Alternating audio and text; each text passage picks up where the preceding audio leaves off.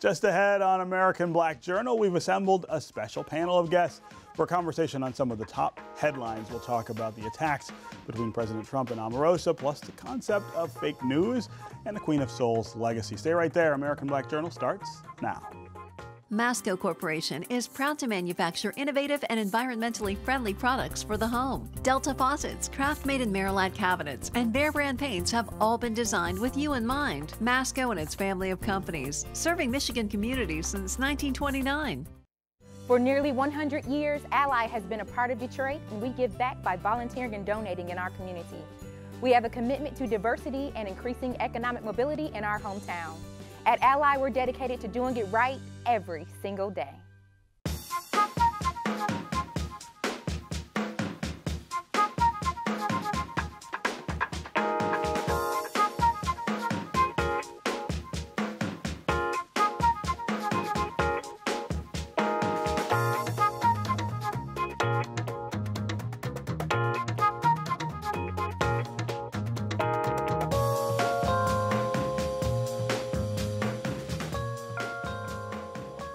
Welcome to American Black Journal. I'm Stephen Henderson. There has been no shortage of news, both locally and nationally. So today, we put together a special panel of guests to talk about some of the headlines and their impact on African Americans. As you could see, we have already started the talking before the show began. We're going to look at the attacks between Omarosa Manigault Newman and President Trump and her charges of racism. Also, with the rise of, quote, fake news, has the public lost trust in the media?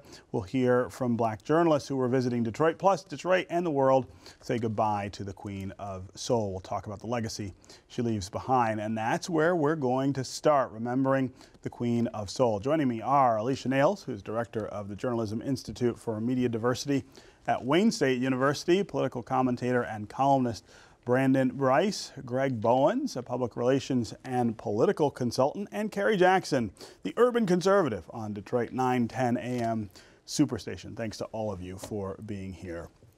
Let's start by talking about Aretha.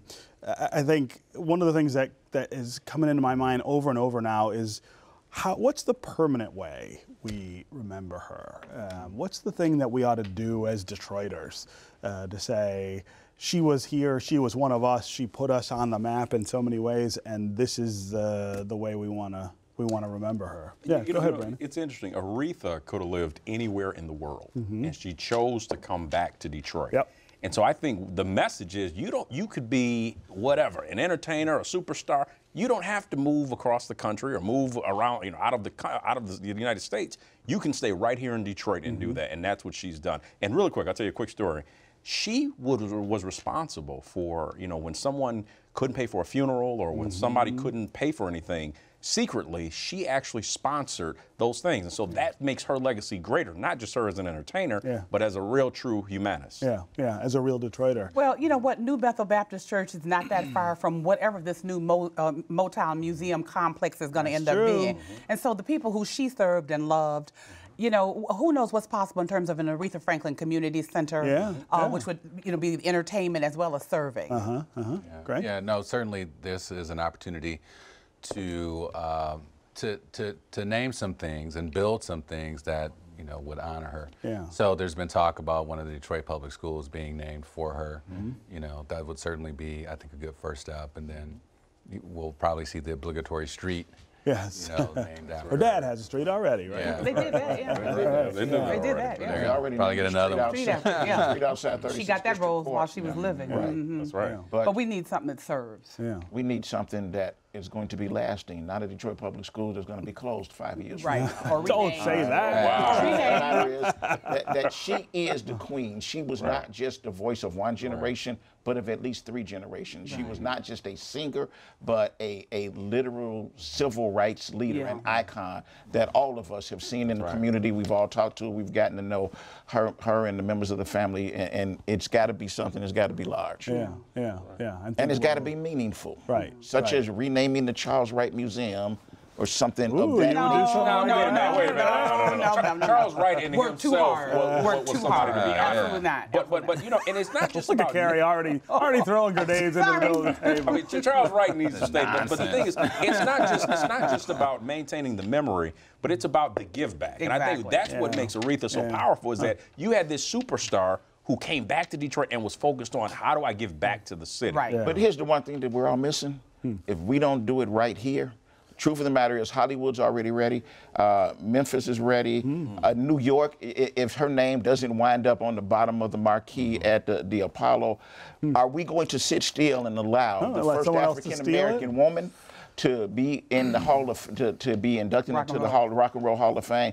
Are we going, it's an opportunity that we can miss. So you think we couldn't go big enough? We cannot go. The truth of the matter is, come on, New York and New York and Hollywood are looking right now, and they're having the same discussion. And if we sit around, they don't have what we got. You know what? This is not pie. It's like, you know, there are only so many pieces. Exactly. There's enough for everybody. I'll tell you what we do. Instead of all of these statues coming down, we need a statue of Aretha Franklin on West Grand Boulevard. That's Actually, I think people will be by the community service. By the community service. There you go. Yeah. Since she is from the South, I think it would probably be appropriate if they, you know, one of the statues they're tearing down of those rebellious Confederates, they can melt it and turn it into a statue of Aretha. There we go. You know. There we go. So we can't take the Charles Wright name off the no, museum, come on, man. chiefly because his most important accomplishment was delivering me. Along with like thousands of other Detroiters, right? okay.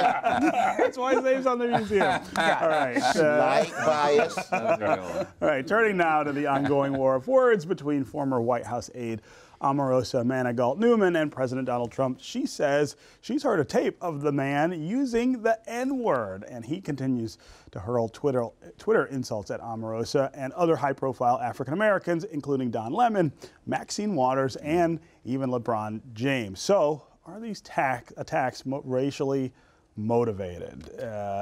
There's some people who say, yeah, he treats everybody badly. Omarosa's not any different. Don Lemon, LeBron James aren't different. But I think the words he chooses when he talks about these folks, when he talks about black people, suggests that there's something different going through his mind. He chooses them on purpose. Yeah, he chooses them for their effect, and he gets the effect that he wants. And the truth of the matter is, he and Omarosa were made for each other. And I can tell you this, no matter what happens with the sale of the book, no matter how much yelling and screaming we do, a year from now, 2 years from now, the two of them are going to wind up getting back together. And you think they'll be back together again? Oh, that could easily happen. Definitely. I don't necessarily know about that, but what I will say is, someone who has worked for an elected official, a few of them, you know what you're signing up for. And I think, you know, with her, unfortunately, I think it's kind of too late. You knew he was doing this. You stayed in the administration until you were thrown out. Yeah. And I think that has a bad, I mean, for her credibility, I think people are saying, well, wait a minute. You knew how he was. We told you, and it's to an extent, how he was. Now, I mean, you got what you got. But she's just like him. So we're acting like we're speaking about normal people. That's true. We're talking about two narcissistic sociopaths, and I'm just throwing words around that sound good and crazy. You know, I don't expect anything better out of a Donald Trump, and I don't expect anything better out of an Omarosa. Both of them are off the charts nuts, and I really hate that we have to spend time when we could be talking about issues speaking about these two people, but they are commanding the news cycle. And so, but I just think it needs to be said that these two people are unlike anyone else. They're not normal. So we can't talk about them in normal terms. Right. Well, but at the same time, go ahead, Kerry. But on American Black Journal, the reason that we need to talk about them is because they've got an opportunity to have done so much more for the black community, especially Omarosa, because you need to understand, I was on those calls when all of the African-American Republicans that had plenty of experience, when we were looking for who's going to help shepherd us into the new administration, she got on the call, she said, send me the resume, everything, and clearly what she did is threw all that stuff in the trash. Did you bow down to her? Yeah. Had you already bowed down to her? You knew what kind of a nut you were dealing with when you were on the phone. You used the avenue you had to use, but you clearly, as a man of intelligence, you were clear what you were dealing with. But she said you were going to bow down. Let's be very clear. The expectation was short from the start. Yeah. The bottom line is, I mean, anytime, you know, working for an elected official, photo ops are things that politicians want. The real question would have been, how many contracts are we going to get? How many ambassadorships for 47 African countries that are still unfilled are we going to fill?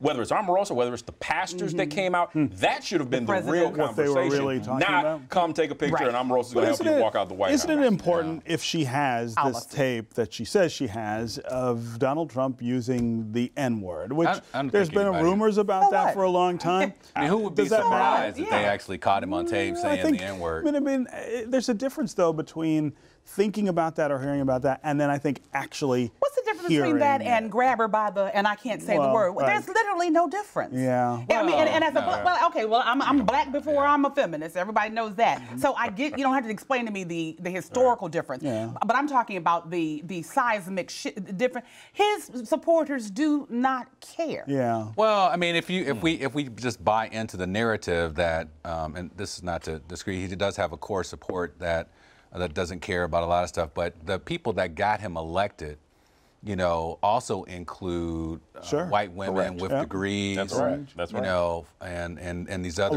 They include a lot of people who voted 2 times for Barack Obama, and for whatever reason decided to go the other way. But those people will care, and his support among white women with degrees in particular that voted for him this last time has dropped way down into the single digits. So they didn't care about grab her by the but they will care about the N-word. I'm saying it's already on the point that Greg's trying to make is they're not all deplorables or any of the other stuff that Hillary called them. The Republicans that voted for him, there are quite a number of people that are holding out hope that he is not that person that everybody keeps making him out to be. That he's not a 3-wifed man who's cheated on all of his wives. Why people never talk about the obvious. But let's be very clear. They're not facing it, and until you put it black and white in their face, they're not going to believe it. But we did that with grab her by the... But let's be very clear on who Donald Trump is. Part of why he got elected is because people said, or at least they thought, finally we have a person who, regardless of all their baggage, is going to keep it real with the American people. You can argue that's been done. Real. Right. But the challenge is now, well, you know, is he for me? And so I think one of the downfalls that you're seeing is that people are saying, okay, wait a minute. We accepted your baggage coming in, but enough is enough. Okay. Yeah. Well, you know, I mean, I get that perspective, but I think that we can't have conversations about his base and how he was elected if we can't also talk about the manipulation of the voting electorate by the Russians. I mean, I just, you know, that is a factor. Right. And of course, we've seen that story and the investigation into it take more and more momentum on and get closer and closer to the president himself. 5 people from his team are now convicted felons. Convicted or admitted. Actually, it's more than that. Well, it's 10 who are being investigated or indicted. Right. But let's go back to something really quick you said. One of the things is that I think people were willing to accept Trump for who he was because he's been on your airwaves for 20 years. Right. However, when it comes to there being a possibility that there may be some treasonous activity, that is where America says enough is enough. Maybe. No, maybe. We're not at that point. Where's Archie Bunker when you need him? Archie Bunker was pro-American. That's my point. Where is Archie Bunker when you need him? So you don't think we're there yet, Greg? We're not there yet. They absolutely Greg has been there for a long time. We're not surprised. I went to an event in Detroit in the Eastern Market that was packed in those sheds are pretty big. Tom Steyer's event, where people talked honestly about, you know, the need to impeach this guy, and some of it was based on, you know, the Russian thing. The other stuff was based on some of the criminality that seems to be going on. We still got to do nothing Congress, and the Republicans in Congress are not at all. They don't have an appetite for deciding to impeach him. They have not been kicked enough by the people who are at home who said, get rid of that guy. They are still trying their best to be safe. Well, let's see. We're the first week in September now, so we probably got another 8 weeks or so before the November elections. And I think that, you know, I think there's going to be a change, and those impeachment papers are already drawn up. So, Kerry, how do we get on these calls you're on? These important calls where these important decisions are being made. I don't know if I want to be on that call. Heard about that. You still can't get in. Had been a 30-year member of the Republican Party, if you in fact had been African American and you've actually worked for plenty of other Republican elected officials before, because I'm going to tell you, I was on the call and there were people from all over the country on the call. Some of them I've never even met. A lot of them them were, 20 years younger than me. Now, he wasn't on the phone call, but I'm saying they were his age. They were 20 years younger than me. But talk to me about what goes on these calls. Well, are they still doing What's going on those calls now is everybody's upset because she did absolutely positively nothing. Yeah. Nothing. But what did you expect? What did you expect? We expected that those people that have experience and who have been there before have access. They've had the access. They know how the system works. They could have actually put some things into place that would have helped him and the administration. But obviously, all of their paperwork got thrown when in the Donald Trump doesn't hire black people when he or chose people of color Omarosa, in didn't that tell you positions. when he chose Ben Carson to be over housing? Well, didn't these things tell you anything? Yeah. And Ben Carson being over housing is not, you can't compare that with Omarosa. Clearly not. Ben Carson being over, he was still an intelligent Fish out of water. But excuse me, but at the same time, everybody that's ever been chosen for that same position, they were not HUD director before. Let's go back to Omarosa. If Ben Carson had a good staff around I'll give you Ben Carson. which he did have. I'll give you Ben Carson. He Go could back have to done a lot Omarosa. more, but they've cut his budget like crazy. Go back to Omarosa. When he chose an Omarosa, that did not tell you something. Going back to Omarosa, Okay, what are we even being talking a about selection. Hold on, let's You guys recall. are like way off the Seriousness. Let's recall the two African Americans that were the closest to Donald Trump were Omarosa and Randall Pickett, who's a pro-business guy. Right. I mean, you would have thought if his focus coming in to the White House was creating small business, Randall Pickett would have been the selection, Was not he on Omarosa this Star. There. No. No, he was No, not. it was all about the folks that know anything about, and I've never watched the reality show. Well, there's the problem. Whatever it The was. So Apprentice. I'd like to believe that I'm a little bit more serious in my life than that, but you apparently have to Someday learn. we'll talk about, Karen, was it to get, if you wanted to apply to the White House, was that the deal, or were you guys It like was plotting for out strategy? the new administration period, how things were going to go. For those folks that wanted to go to work in the White House and in all of the other governmental departments, all of those that had experience, it was I think that's folks that already had the experience, folks that were already working in those departments that expected to move up to. You didn't see the okie doke. And you didn't think that would be a complete waste of time? Look at you still after him over there. I'm just saying, I mean, from the perspective they did what they were told they've to do. telegraphed. Let me help you out. Let me help you out. If you're going to a meeting and the directors or the chief of staffs of the agencies are not there at the meeting, it's a waste of time. Yeah, that's an and I think, interesting- and unfortunately, what's happened is that we've created a culture of photo ops and not a culture of progressive information of how do we get the right people having an actual into say. these positions. Let's change subjects just a little here and talk about a term that the president has made really popular: fake news. The spread of misinformation, especially on social media, has reduced the public's trust in the media and created a problem for journalists. We asked attendees at the National Association of Black Journalists convention about fake news and restoring that trust in the media. I think they trust us and hate us at the same time. I think with Trump, those who support him will believe the negative, but I think those who actually believe in the checks and balances of the press love us. We still would not be in business if they didn't love us. We still would not be in business if things didn't happen that need to be covered that everybody wanted to know. You kind of question everything that you're told anyway. Maybe not what you're told, but what you read and what you see. And the fact that everything is so fragmented and segmented in terms of what we consume, we're always going to look toward or believe in things that we've already believed in or confirm our own ideals already. Have they lost trust in the media? You know, that's a question. You know, we could be asking ourselves, if we're doing the best job that we can possibly do every day, then I think all things will fall into place, because without news, there's no Twitter, there's no Facebook, there's no Instagram. You have to get your information from someplace. All right, so I have a lot of thoughts, of course, about fake news and the way it's affecting media and journalists. I want to try to connect it just a little with what we were just talking about with Omarosa and Donald Trump. And you mentioned The Apprentice, which is where the two of them met, and a show that ran for a really long time. I feel like that, in some ways, was fake news, right? The Apprentice created a Donald Trump who we thought of, if that's all you saw, was on that show. you thought of as a competent decision maker, a really steely business person, and it turns out that was all probably quite scripted. Omarosa also shows up on that show as a very sane, ambitious. Well, you didn't think she was? She's playing a role. Played the same character, exactly, right, that she's playing now. But it turns out that the competency that was attached to her in that show, we haven't seen it. This is called reality TV versus real world. Yeah. And the unfortunate issues with this fake news concept is that now people are saying, well, it's after reality TV, folks go home. Yeah.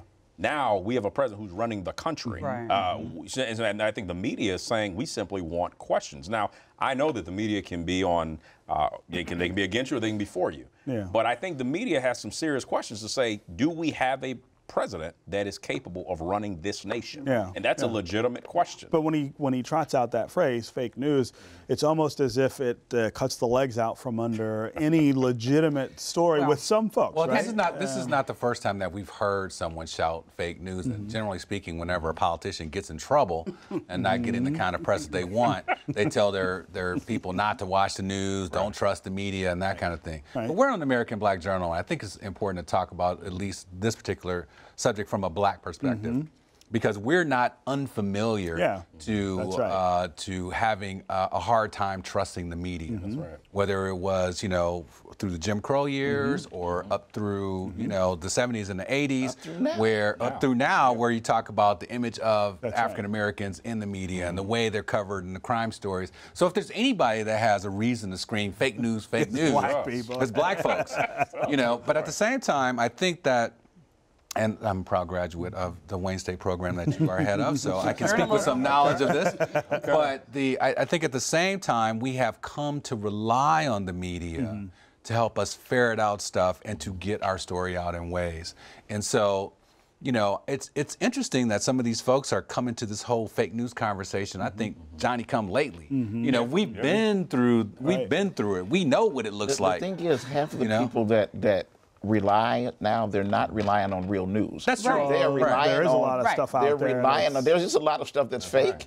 But anybody that gets up in the morning and that they believe that they're getting the truth from Breitbart, somebody needs to have a talk with you. Right. Yeah, that's new information. The truth is there are people that believe that the Fox network actually provides real news to you. It's supposed to be fair and balanced, and it's not. Right. As long as we've let things slip to that point, we're going to have to wake those people up and say, you can still trust the media. We will answer all of your questions. We're still there for you. And then you've also, unfortunately now, got to convince people that, not to attack reporters, that the reporters are doing their job. Don't shout and scream at them and throw stuff at them, that they are not the enemy. Well, let me say this, I gotta say this one more thing, though, because I've sat down with publishers, and I'll leave the publisher unnamed now for one of the big dailies here, and they explain that they're not a newspaper anymore; they're an entertainment platform. Oh my goodness! And the idea that somehow you can. But one element of that platform is journalism, pure journalism. Because I talk to those people every day, all day long. I would be remiss to sit here and let that go.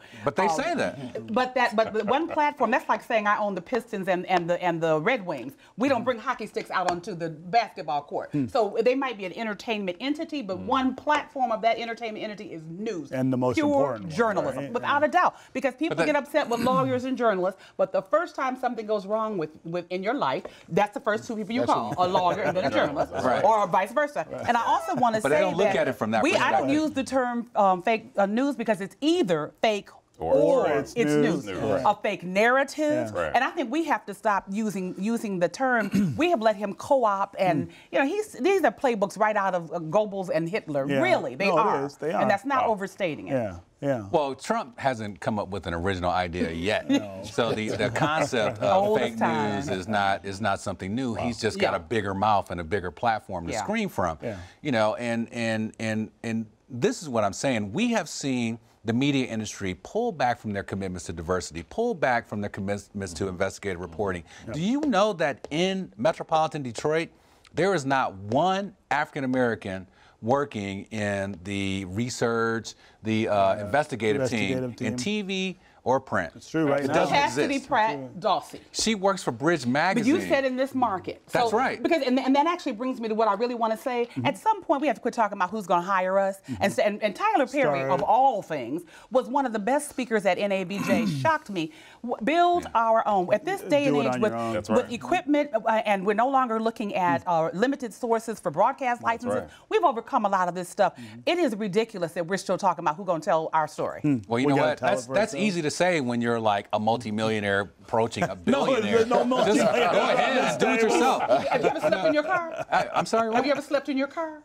Have I ever slept in my car? And I'm not here to take over. No, man, Tyler Perry. this ain't about me. No, She's telling the story of how But you know what, Tyler Perry? Trying to help you out with Tyler Perry. We're not going to beat up Tyler Perry. We know that Tyler Perry is slept in his car. We've heard his story. But there have been lots of other people who have slept in their car who don't have a Tyler Perry platform. When he says build your own, I'll listen to him. I do think the idea of us trying to tell our own story is really important going forward. He didn't make it by himself. Of course, we could all sit here for 3 hours arguing. We would solve nothing, but we would have a great time doing it, right? I'm really glad you guys were here. Thanks very much. All right, that's our program for today. Thanks for watching. Go to AmericanBlackJournal.org to get more information on our guests and to check out a calendar of upcoming community events. Plus, you can always connect with us on Facebook and on Twitter. We'll see you next time.